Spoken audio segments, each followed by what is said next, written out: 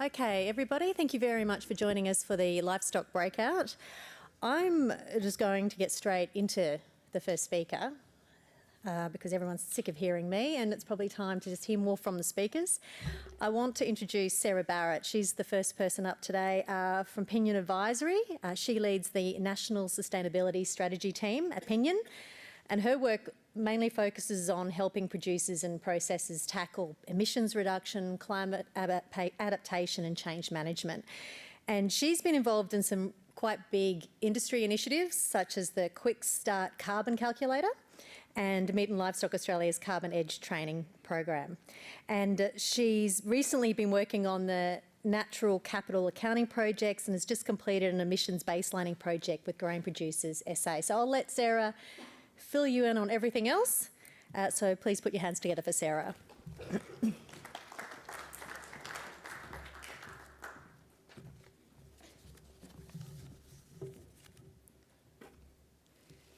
Hi everybody. Thanks Annabelle. I'm disappointed that there's not more people in this room because we're the doers. This is where the rubber hits the road. Like, we're talking about livestock emissions. This is where it's all happening. So yeah, we need a few more doers maybe to come and join us. But I just want to acknowledge probably that we've had a lot this morning for this day, and hopefully part of what I wanted to do is kind of just cut through some noise and to put some of this into a little bit more perspective and start to just think about kind of some of the practicalities of that. And I think as we go through the speakers in this session, hopefully we build on that for you. But yeah, we're talking about livestock emissions. It's a difficult space. This is the hard stuff, and it's difficult to shift. Also, I'm just going to make no apology just at the moment because I'm talking in this space just with my carbon blinkers on, but want to recognise that we also need to think about holistically whole of farm management, biodiversity, and not necessarily discounting that space, but just really at this moment focusing on livestock emissions. Also, just wanted to focus on what I hope to get across is that we need to focus on productivity as well. So that's going to be a bit of a theme of mine. Oh. Oh. Oh. Oh. That one. I knew I'd muck something up. Is it the green button? Yeah, it's a green button. No? Green button? Yeah. Did I break something? Okay. Hopefully we're away. All right. And maybe, can I use that, Annabelle? You can use whatever you like. Is that okay? Can you guys hear me okay there? Cool. So just really quickly, I'm going to try and just set that scene, just take stock of where we're at. We're going to talk about where livestock fits into the equation here in terms of reducing emissions in agriculture, what some of these key drivers are for emissions in our livestock production space, clearing the air. So I want to talk a little bit about why being carbon neutral is challenging, and maybe try and take some of the weight off livestock producers in talking about that as well.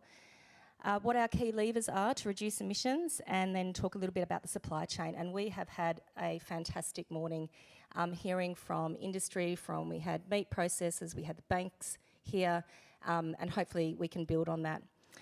And also just, yeah, where to start, where are we going to go from here and try and keep this really simple. So a bit of an overview. Richard this morning had this slide but in a much nicer version, but basically just comparing our emissions in ag nationally to what we're seeing in other industries, so comparing ourselves with transport, mining, manufacturing, and in my graph we're about 19%, in Richard's this morning it was 17%. So we're still, pretty significant portion there.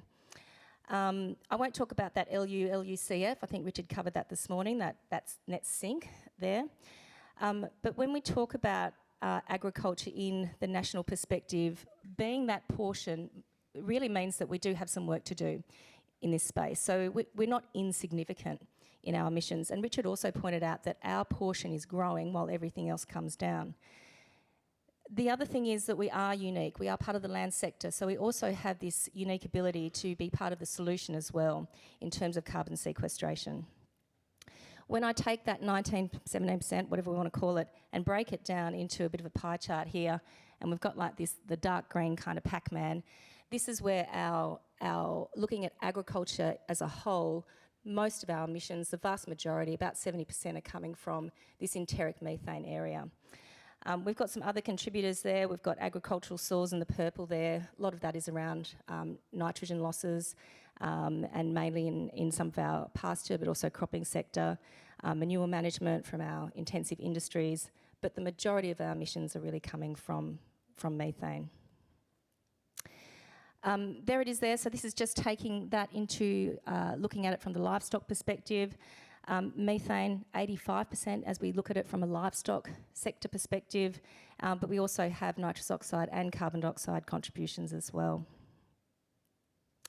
Just want to really quickly flick up a couple of gaffes. So a lot of people sort of talk about these calculators that we use, and this is the output from one of those calculators called the Greenhouse Accounting Framework, or the GAFs, which were developed by the University of Melbourne. This is a South Australian example of a beef operation, and really you don't have to read all everything there, but basically just looking at that blue section again, this methane section of the contribution of that in this particular example is quite large. And then if I flick over to sheep, so we've got the same sort of thing happening. So we've got again this recognition that this is where the majority of our emissions are coming from. So when we talk about what can we do, what are some of the levers that we have at our disposal to reduce our emissions in a livestock business? We can kind of break this up into two portions. So we can look at manipulating the farm, so the physical farm and what we do on it, or we can look at manipulating the animal. And so when I think about manipulating the farm, we've got a couple of different things here under looking at enterprise mix, timing of operations. It's got here reduced livestock numbers. We don't necessarily, or maybe necessarily, want to do that, but it is an option to us. But it might be more around the choice of operation. So how are we actually running our operation? Have we got a breeding operation? What are we doing with trading stock? That sort of thing. It's also got here this removing passengers, so really about the efficiency of our operation and how we are having animals and livestock on farms that are actually being productive. So this passengers or maybe floaters, I've got a couple of teenage floaters at home, you know, they come and raid the fridge, dump their washing on the floor, they're not very productive, and they cost money. And same sort of thing here, you know, these guys, these passengers, if we've got them on farm, they're costing us money. And then we're looking at pasture offered. So, you know, diet quality, quantity and quantity of feed on offer, you know, is a really important part of this as well. We might flip into some of these a little bit with the following speakers, so I won't go too far here. And then if I look at, on the other side of the ledger, looking at manipulating the animals, things like genetics, we have an EBV coming out for methane, I think, in the, yep, Penny's nodding. Reproductive performance, this is a key one. So in terms of, are we getting, you know, what is our reproductive performance in terms of the efficiency of that and our reproductive rate? I'll talk about that a little bit more in a minute. Animal health, so healthy animals being more efficient, and diet supplementation, I'm going to leave that to Alice to talk in that section in a bit. And then we've got some emerging technologies as well. So what does that look like in practice when we start to think, well, what does that look like on farm? And it could mean things like just getting animals off quicker, so getting them to wait quicker, being able to get them off quicker, so doing that as efficiently as possible. Quality and quantity of feed on offer I've talked about, so methane I guess is like a byproduct through the digestive system, through this enteric fermentation, so what we're putting on offer and the quality of that feed is really going to influence that and the efficiency of that system. Improving reproductive rates, so we might want to get more lambs on the ground, more calves on the ground. And then I've got their grape mark. I'm from the Barossa. It's in supply down there. And it contains tannins which have been known to reduce methane being included as part of diet and diet supplementation. And then I can't forget about carbon storage. So this is part of the puzzle as well. As I said, I've kind of got my carbon blinkers on, my emissions blinkers on, but we do also need to talk about storage and in terms of also these co-benefits of carbon storage as well. So I've just given you the keys to the kingdom, so just run out the door and start doing all that, okay? But it's not that easy. It doesn't seem to be that easy. And it can be really frustrating. So we need to look at this area and I think probably cut out some of the noise and start coming back to what's really going to improve our productivity, what's really going to improve our bottom line, and start looking at it in that light. And there's some really good correlation here. Some of these actions that I put up in that little schematic may not be able to be entered into a calculator, and that can be really frustrating for people. They're like, well, why do I do that if I can't actually see the evidence that it's making, and I can't take that to the bank, or I can't take that, to my, whoever's buying my lambs or whatever. So that can be frustrating. And also, this opportunity for further improvement, it may be really limited. And I completely get that. Like, there's some really good farmers out there, and in South Australia we are really good farmers. We're very efficient. And, it's easy to say these words. It's very hard to put them into practice. And, people are already doing the best that they can, getting the best reproductive rates that they can, putting the best feed on offer that they can. So I guess, as I said, source of frustration, people are already doing everything they can. And if that's the case, well, that's great. I think, that's awesome, and you're really setting yourself up well. The next thing I'd say is probably, where's your evidence for that? And this is probably where we get into talking about doing emissions accounting. As Mark Inglis said this morning, they don't really have a business case to put to farmers to say that you need to do that. But if you look at it from a production perspective, and really from benchmarking within your own farming perspective, you may be able to build that business case. So data collection. And also just want to touch on this fact that, there is a lot of weight, there is a lot of pressure in this livestock sector around reducing emissions. And it really isn't the expectation that all farmers are going to be carbon neutral. And that's probably not going to be a possibility for a lot of farmers. So I think we need to move away from beating ourselves up over that, and let's work towards that net zero rather than this carbon neutral space. So a really quick 1, 2, 3 in terms of where we're going to put our time and energy and dollars. Time is dollars too. We want to be able to look at areas where we can save money, and a good example of that is around fuel reduction. So that's having an immediate impact on your hip pocket. Production, where we're going to get the best bang for buck in terms of increasing our production or productivity that may correlate into financial gains. And then, this storage of carbon as well. So looking at sequestration options that may be available to us, whether or not there's a market incentive for that, may be another question following then. And, these are all interrelated as well, and that stacking effect as well, where we can get activities that really, really build on all of these. That's where we're going to get the wins. Just want to talk quickly, just got a couple of quick examples of what this might look like in practice. So this cattle scenario is basically mainly around reducing a mortality rate, and by a pretty small percentage really, so by 2%. That may have been from including practices like, getting more stringent with the preg testing, might be improving genetics, it might be getting, breeders at a healthy weight on joining. But it's correlated into a little uptick in sow weight there, not by much. But when we look at that on a kilo of beef per adult equivalent, so the AE's adult equivalent, we've got an increase there. And then we look at that in terms of gross profit per adult equivalent, we've got an increase there, and it's roughly, I did work this out last night, something like a 10% increase. So that's not to be sniffed at, that's significant. And also, we've got our emissions intensity reduction as well, of about 9%. So we've got a win-win there. This one's from Cam Nicholson. I didn't really want to use it because he's got some pretty high reproductive rates there. I'm not quite sure if that correlates in our South Australian system. I'd take some advice from others, but livestock specialist in Victoria. Compared to business as usual, pushing that reproductive rate out to 175%, so really working on those twinning rates. I'm just going to jump down to the emissions intensity. So looking at the emissions intensity of the wool, so we've got to grow the animal to get the wool, is down by 7%. And then in our sheep meat, it's down by 8%. So there's emissions intensity correlation there, reduction. There is still, because we're actually putting more animals on the ground then, we do have an increase in net emissions. I'm not really going to unpack that. If anybody wants to talk to me about that later, I've got colleagues that are working in that space. It's not necessarily a given, I guess, in some productive systems that happens, but it is something to be mindful of as well.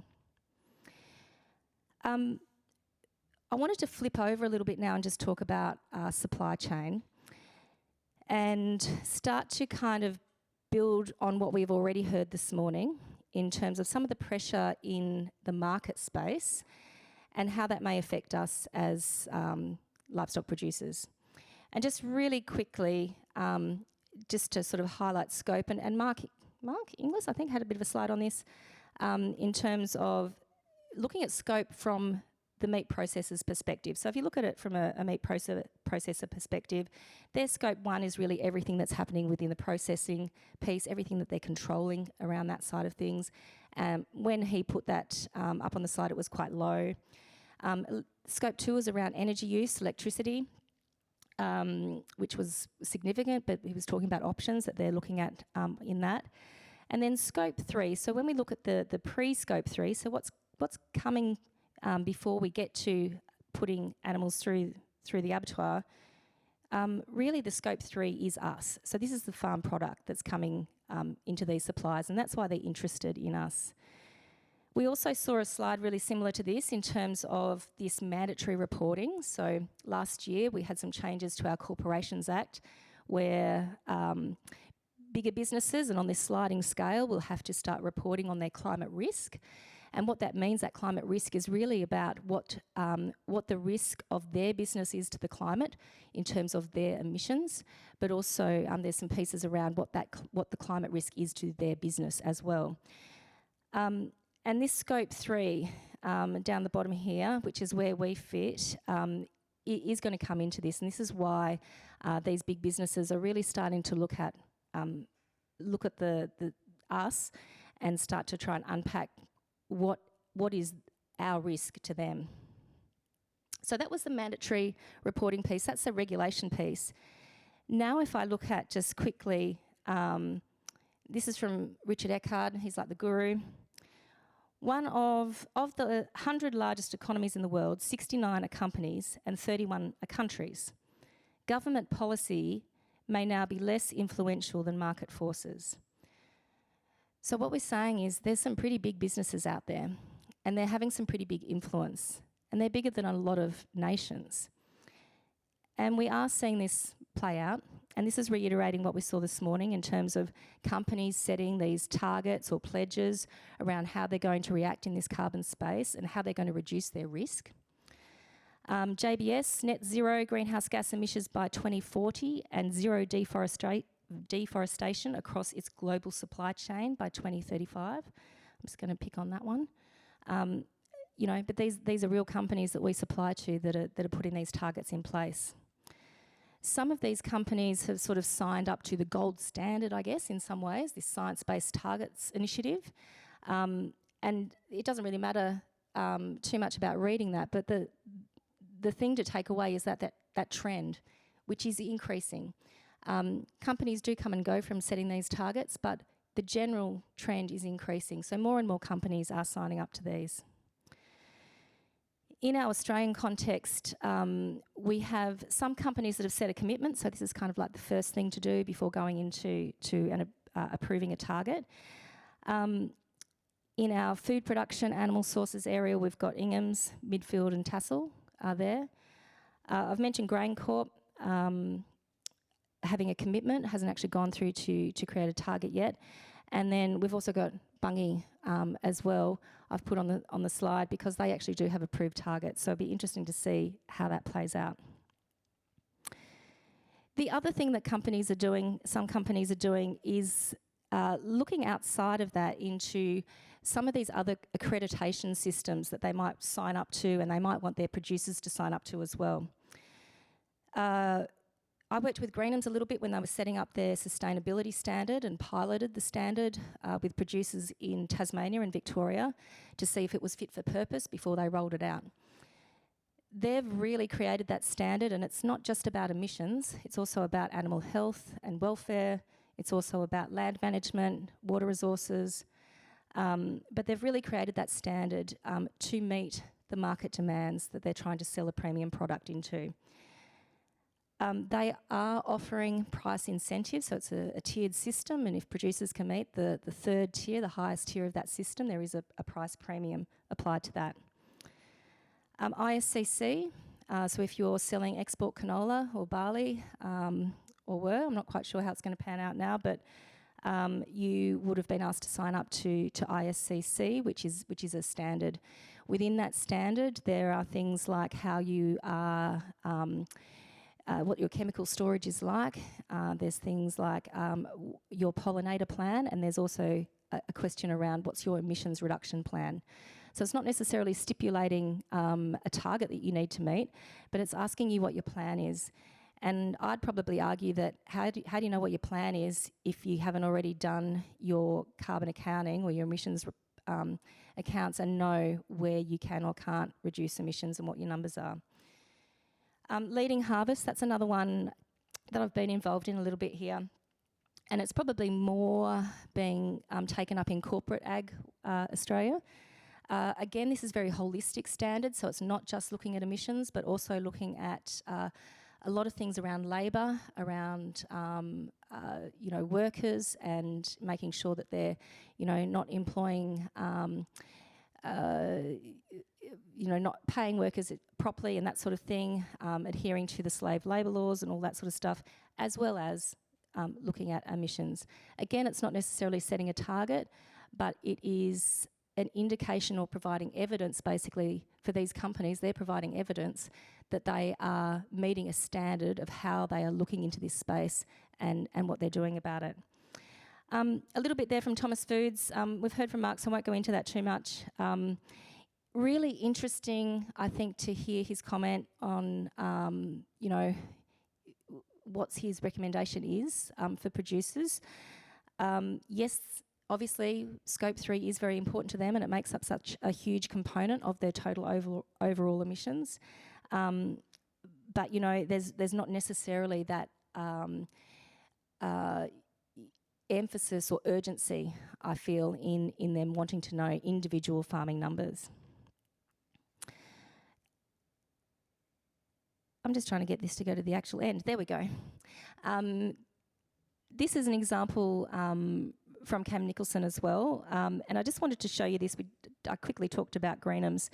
Greenhams do have a standard in terms of a emissions intensity target that they try to get their producers to meet as part of their sustainability standard.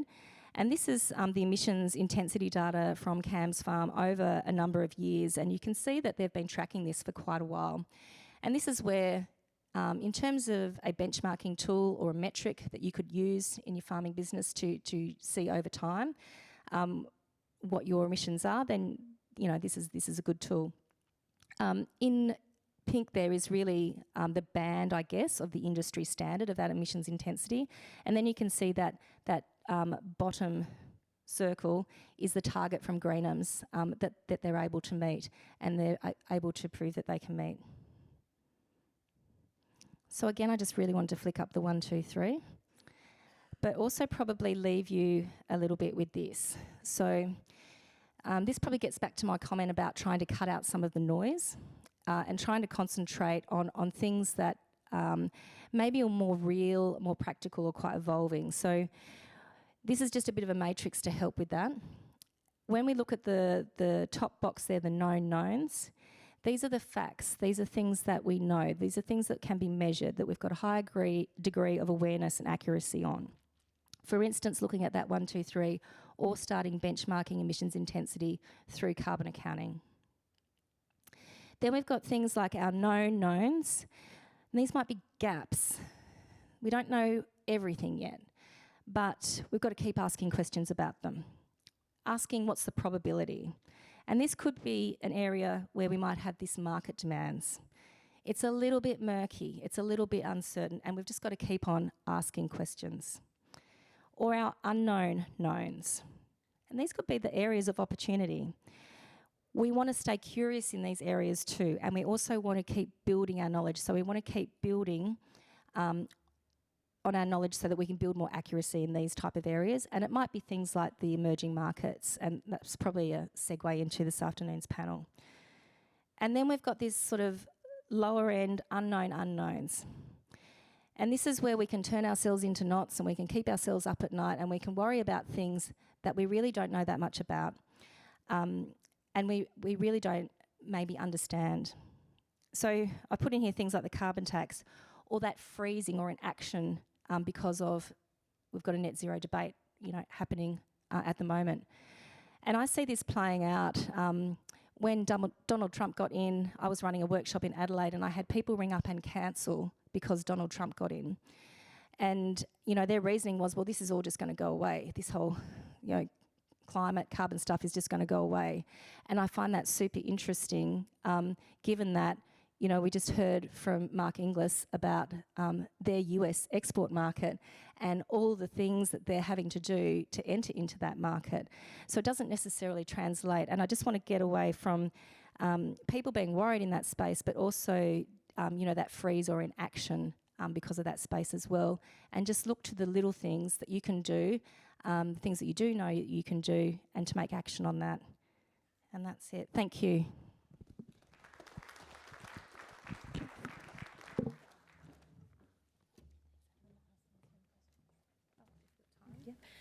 We've probably got time for one question, if someone's got a question from the crowd to ask of Sarah. Yes, Louisa? Yeah, hi, Sarah. I know you had your emissions hat on, but do we need calculators that include soil sequestration, on farm in order to actually, have it more accurate? It doesn't have it. Yeah. Yeah, Louisa. Yes, know where you're coming from. Wouldn't that be fantastic? There's a lot of fantastic things that I would like, and this is a little bit where we're probably, flying the plane and building it at the same time. I'm not discounting it that it does have impact, and it would be great to be able to measure that with confidence and be able to put that into calculators. And yes, I agree, that'd be awesome in the future. And there are estimates around even that these guys have got estimates of soil carbon sequestration in different soil types. It's not an impossible thing. Okay, well, I think we'll leave it there and continue the conversation with our next speaker. Thank you very much, Sarah.